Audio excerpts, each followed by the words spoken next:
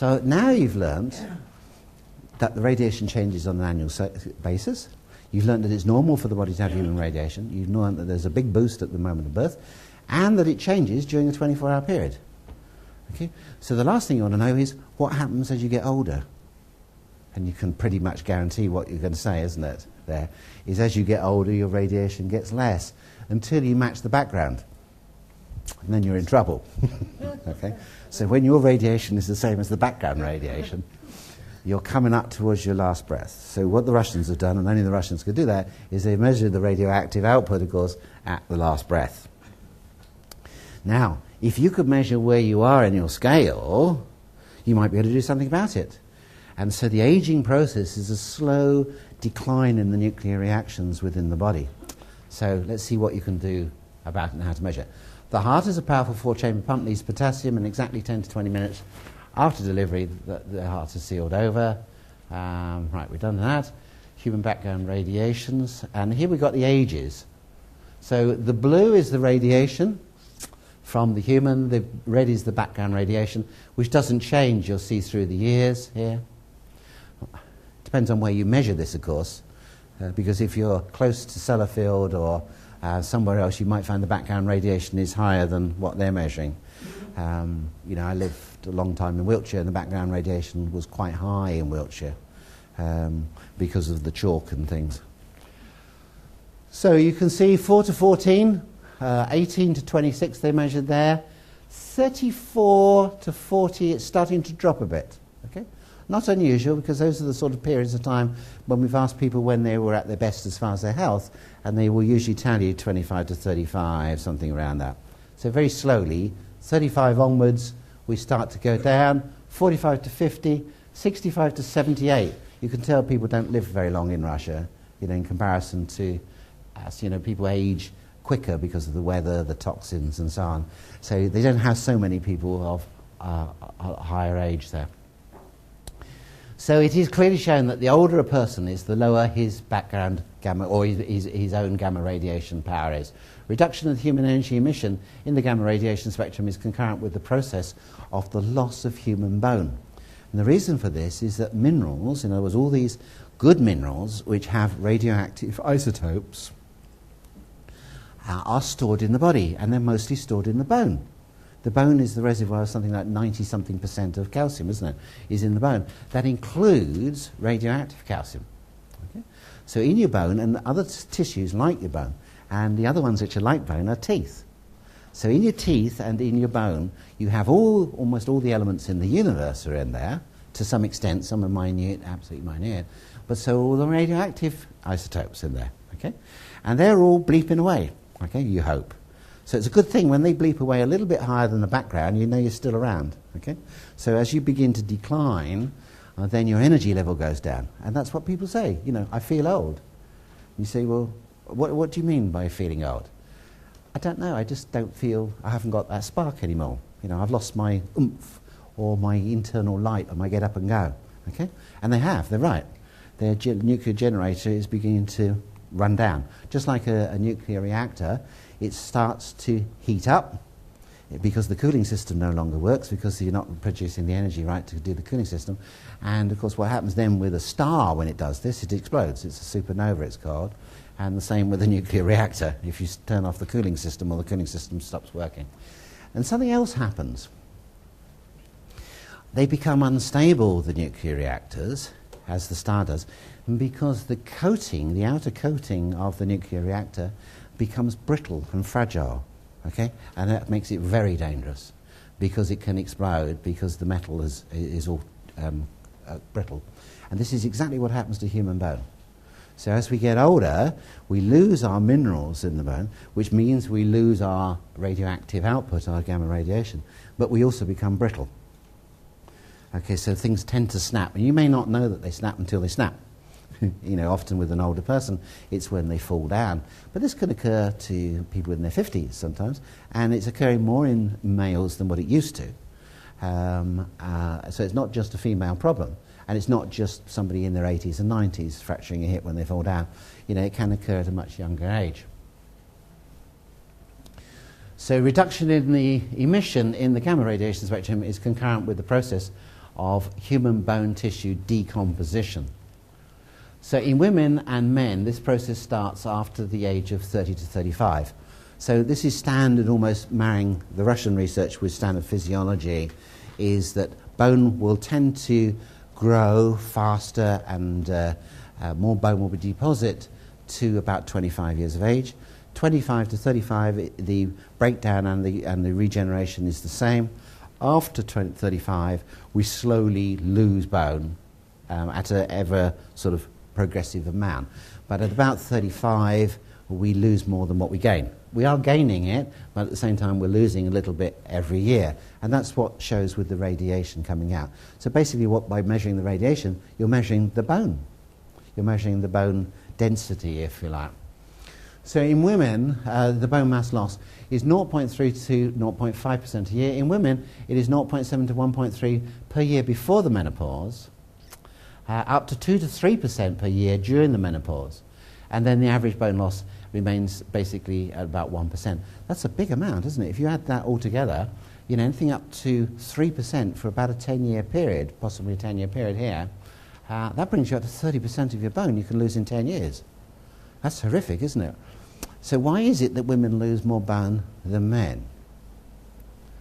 That's a big question, isn't it? It's a very good question which we need to try and address. Why is it that we lose bone at all at 35? What is it that makes us actually lose bone to begin with? So in men you can see that the bone loss is 0.3 to 0.5% a year, so it's much slower. It's there, but it's much slower. So it's not until we're much older that we notice that we've got real bone changes there. So that's it in the graph. So Tatiana's put down here the different, this is in the women, between 21 and 85. So it's only really up here at the age of 81 to 85 the minimum mass of minerals is observed in the ribs, the spine, the pelvic bones and the lower extremities. So basically it's a progressive loss and more in certain areas, and of course those are mainly the weight-bearing areas of the body where we lose most. In men, it's very similar. 81 to 85 mineral mass is observed in the pelvic bones, ribs and trunk. So you don't get it so much in the extremities with men, possibly because men moving around on them a lot more. But really the major difference is the difference in the hormones. So the anabolic steroid hormones are more important for putting bone down, and this would be your testosterone and your DHEA and progesterone. Okay? Whereas the more catabolic ones would be your cortisols, cortisone type glucocorticoid ones. Okay, so human bone reduces its density with age and it loses its elasticity and plasticity. Now, elasticity and plasticity really refer, we would say in our terms, to elastin and collagen. These are the two major proteins that make up the framework of the skeleton and all the soft tissues. So elasticity is the ability for it to restore to its normal position, and the plasticity is more to do with the ability to be able to hold its shape. And so when you lose the shape of the skin here, because we have elastin and collagen in our skin, and luckily all the types of collagen and elastin that are in our skin are in bone as well. Okay, so when you can challenge on skin, you can also you're basically challenging in bone as well. So when you lose the tone here, this is collagen. Okay, when you lose the recoil, that's the elastin. Okay, so you're all familiar with the test that I do, the twang and the stretch test. So can I just borrow your arm? Are you all right there, Gary, if I do that? Okay, so if she just pushes, you just look her head there, and just push your arm above your head there. Okay, so if you hold the back of the skin on the back of your hand there, just you hold it, and hold it out so it's just stretched, okay, and push up. She remains nice and strong. Now let it go, and she remains nice and strong, okay. So the pull is the stretch is the collagen, okay. So you're stretching what is already to see whether it can hold its shape. So you could do it on a double chin or wherever you want to test yourself. So you pull it, muscle test it, okay. Give it the twang, let it go, muscle test. That's the elastin. Now, collagen is very tied in with aldosterone, which is a mineralocorticoid produced in the adrenals primarily, in the adrenal cortex. Years ago in ICAK, Dr. Jerry Deutsch did this with the ligament stretch technique. What he did is he used a muscle associated with the sacroiliac joint, which was related to the adrenals, usually a gracilis or a sartorius muscle, and then he stretched the ligaments in the sacroiliac joint and then retested the muscle associated with the adrenals.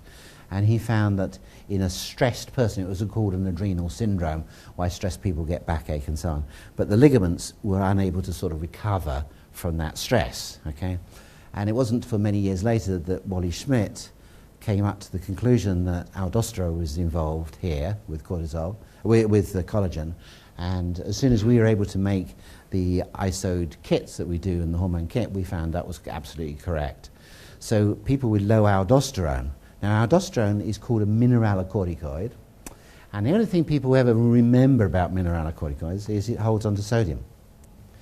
But it's called a mineralocorticoid for a reason, because it holds on to minerals in the body.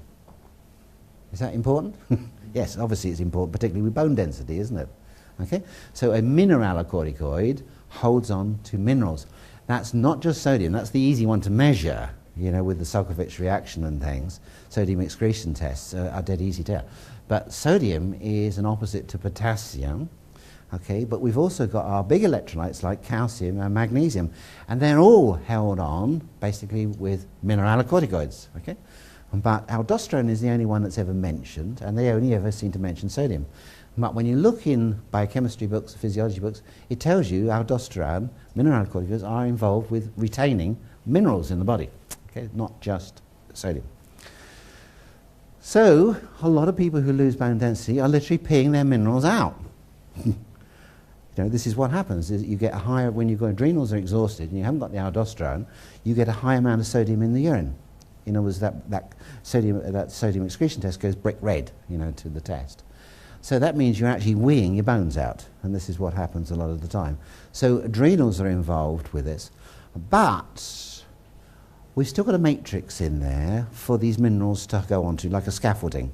And that scaffolding is mainly proteins. So the bone protein is principally collagen. We'll talk a little bit about the other ones, but it's principally collagen. So the loss of bone is in many ways a collagen disorder. Okay? So you may pick it up on the stretch test there, and we know that certain things will degrade the collagen or not allow us to make collagen correctly in a long-term basis, and one of those is homocysteine. High levels of homocysteine inhibit the last part of the manufacture of collagen to get it to work, to stick together. So if you've got high homocysteine or homocystinemia, you may be possibly getting osteoporosis in the long term, okay? So this brings you in some ideas now. You think, what are the nutrients involved with making aldosterone? Because we make aldosterone from progesterone, which in turn is made from pregnenolone, which in turn is made from cholesterol, okay? So, if we got to lower cholesterol that we're always told to do, we may actually lower all our adrenal hormones, okay? But there's one vital nutrient that converts cholesterol to pregnenolone to progesterone. One vital, vital nutrient here. Very, very important nutrient. So we'll spend the rest of the day talking about it in a minute. Okay. Right. So let's have a look.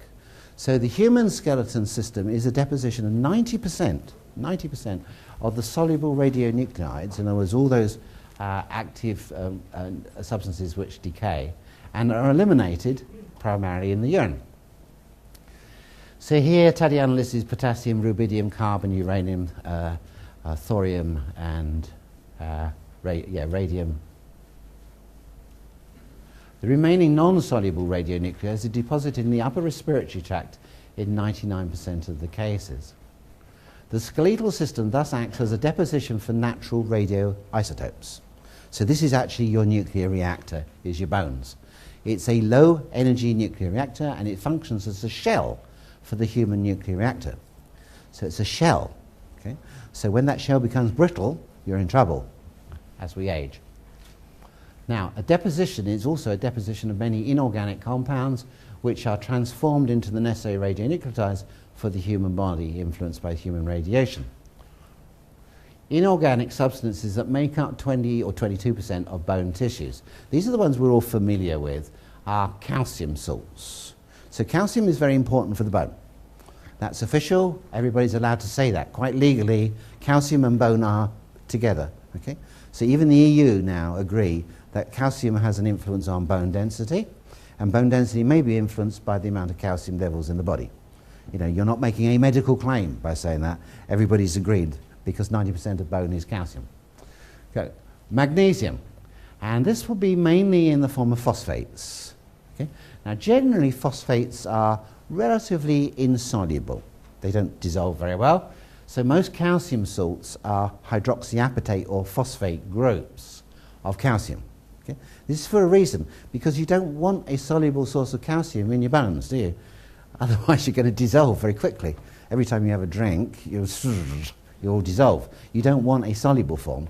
So something changes your ionized soluble forms of calcium and magnesium into insoluble forms.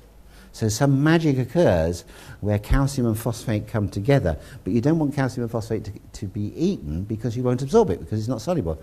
The only way you can get a mineral into the body is in solution, is ionized, and then it has to be reconstructed in certain locations, and that location, of course, is in the bone.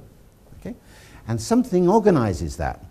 On the bone cells, they have receptor sites, and something has to turn the receptor site on to tell the nucleus to express the genes which are involved with building the bone. Okay? So they have receptor sites, which are like the locks, and something has to lock on there, and that's that substance again that makes progesterone, that stimulates that pathway. Okay? What is this substance? What is it? Okay, so we also have calcium fluoride. Now, fluoride is very important for bone density and teeth. Okay? But the natural ways the body uses it is as calcium fluoride, not as sodium or stannum, which is tin fluoride. Well, the most important one is calcium fluoride. Calcium fluoride is the one, and Dr. Schussler of the Schussler salts, cell salts, 150 years ago realized that calcium fluoride, calcium coming together with fluoride, was very important for bones and teeth and connective tissue. We have a bit of sodium carbonate, sodium dioxide, potassium chloride, bit of salt in there, selenium, very, very important. Again, selenium here for bone density. Okay. Phosphorus, because phosphorus, calcium phosphate levels are very important with bone density and teeth, of course. Once they get out of balance, then we're in trouble with the teeth and stimulate dental caries. Sulfur, very important part of the collagen. Potassium, iron, copper, zinc. Strontium has been found very important to increase bone density, and numerous trace elements. And in fact, that's the list that Russians have found in teeth. Isn't that amazing? All these, even lithium, beryllium, and uranium are in your teeth, okay? In minute amounts, okay? So teeth are much more than just calcium and a bit of fluoride. Now, back to stardust. Stardust has a main effect of maintaining human radioactivity at an adequate level and replenishment of inorganic elements in the form of special composition of stable isotopes. So we're beginning to get, over our 35 years, we're beginning to lose bone density. Okay, we all agreed this is what happens physiologically. So how do you maintain your bone density? You know, I told you two very important things are your adrenal glands and the two hormones involved with that, and keeping homocysteine balanced. Okay, so you need your androgenic hormones, your testosterone, your DHA, and your progesterone, and you need your aldosterone because you need to hold on to your minerals. So the adrenal glands are very important. Now we see that there's a time when our adrenal glands are active, okay, and that's actually on your charts. Okay, so you'll be able to diagnose when that is. One of those peaks is adrenal time. Okay? I'm not going to tell you where that is at the moment, because that's why you have a peak of adrenal time, to get that boost, that charge in. Okay? So if we can maintain the mineral level in the body and we can maintain our hormones, there's a fair chance we won't lose anything more than what we would be commensurate with age. Now Tatiana, I think, is coming up towards 70, if I remember now. She's certainly late 60s if she's not 70. She certainly doesn't look it, does it? And she had a bone density done 2 years ago, and it was really severe. And she was put on this stardust, the original formula, she now has a bone density of a 40-year-old and feels fantastic. So everything is great. But she did say she went through a year or so of real pain. Okay, and nothing would give her relief from this pain. So they've changed the formula a bit now, the substances in the formula. They've modified them a bit. So what was happening, she was growing again. She was going through an anabolic period. You know, do you remember what growing pains were like? Poor girl went through growing. Putting bone back into bones which were decaying was quite a process. And so it doesn't need to be done overnight. You know, even a year is a long time in bone length. You know, bones only change every sort of 7 years, they say. So it should be done over a period of time. And ideally, of course, it should be done on a maintenance basis, that once it's recognized you're perhaps losing bone, to start to do something about it, okay? Rather than getting, you know, 30-40% down the track of bone loss. You know, obviously the quicker you can start making sure you get the right minerals in and balancing those hormones.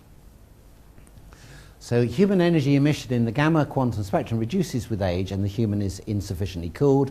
The human brain structures suffer first. When we start to get hot in the head, this is important. Hot head, they call it, don't they? Because intracranial space is an enclosed area in the human body.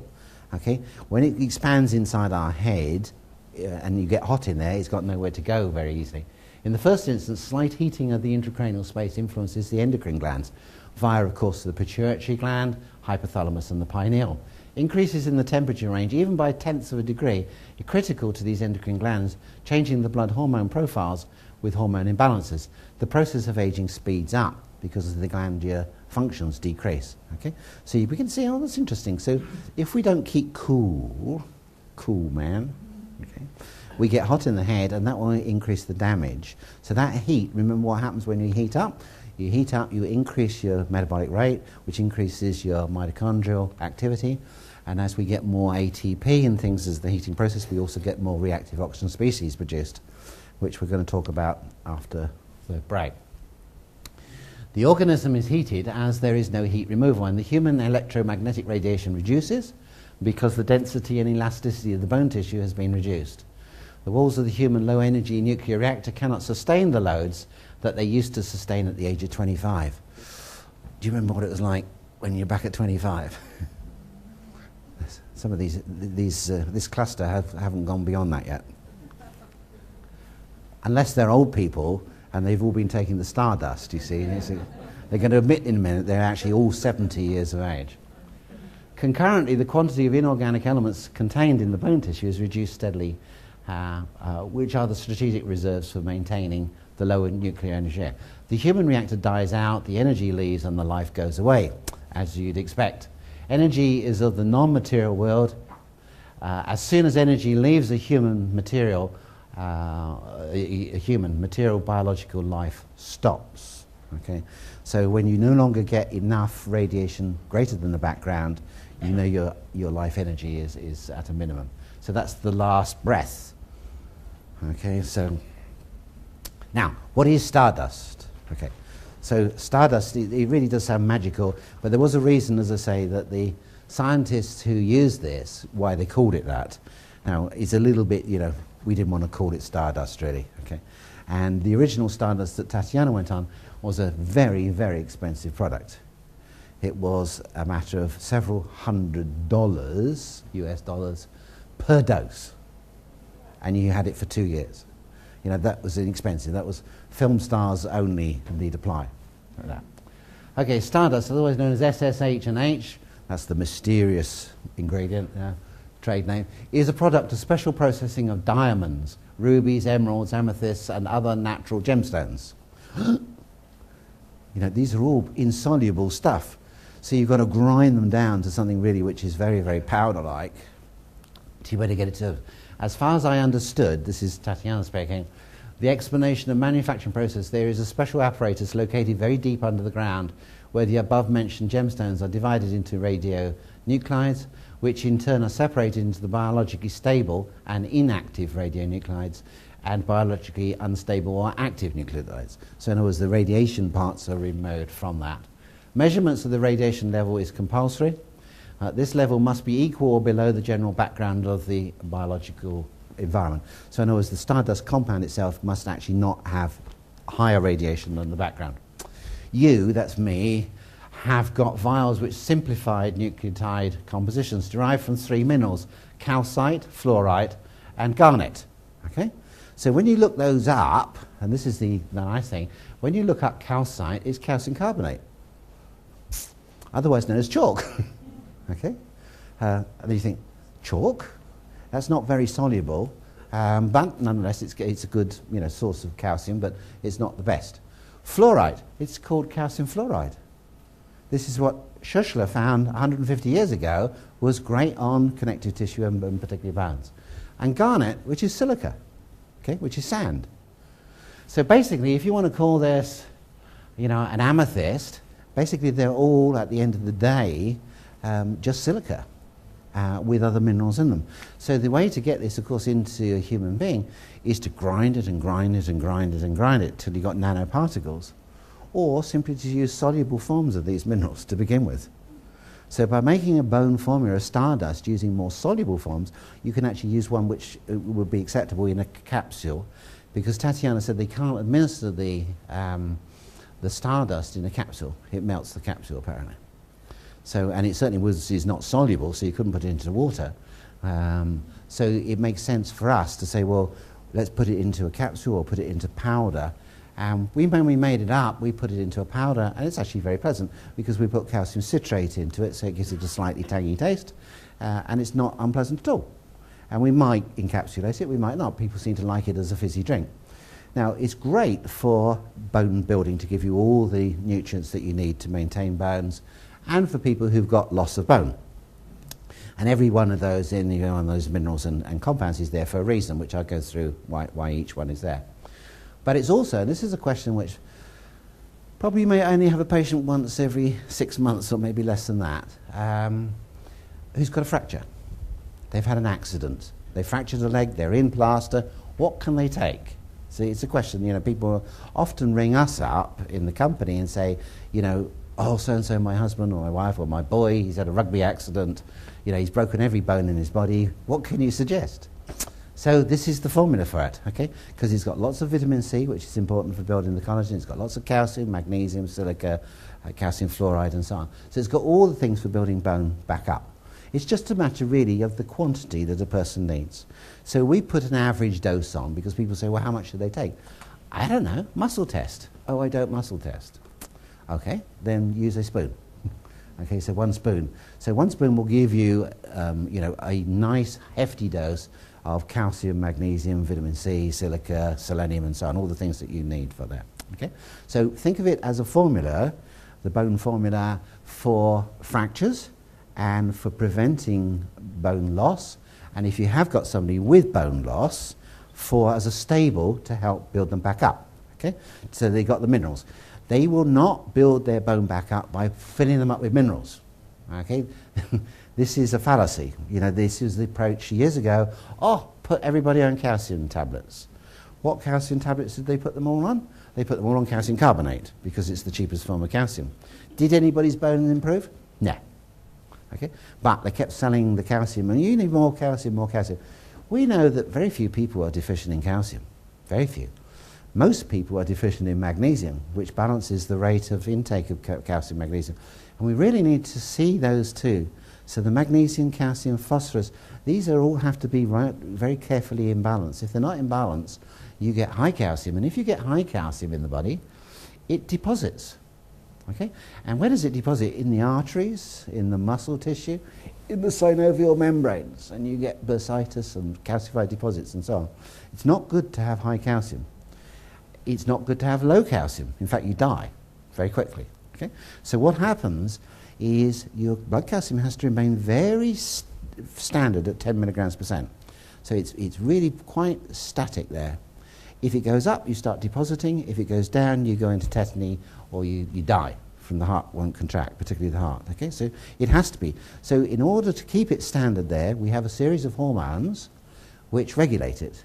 The parathyroid hormone and the thyroid hormone, which produces calcitonin, regulates it. Okay, so it's strictly within that limits. So where does it grab the calcium from if the calcium goes too low? There's only one place in that's a reserve of it, which is the bones. 90-something% of body calcium is in the bone. So the bone is now an ideal source of calcium, isn't it?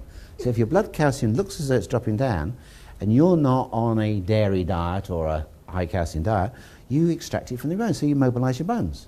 Okay? Simple as that. Hopefully, when you eat a bit of calcium, you put it back.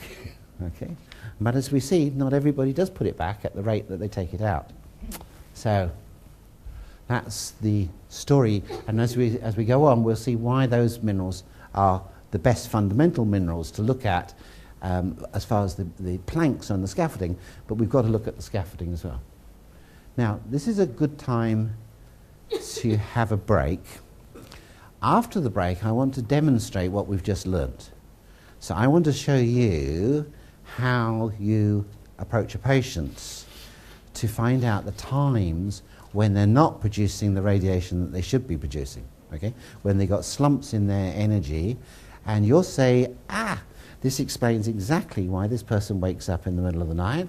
This explains exactly why they get pain in their back at certain times, and why they want to go to the toilet all the time in the morning but not in the afternoon.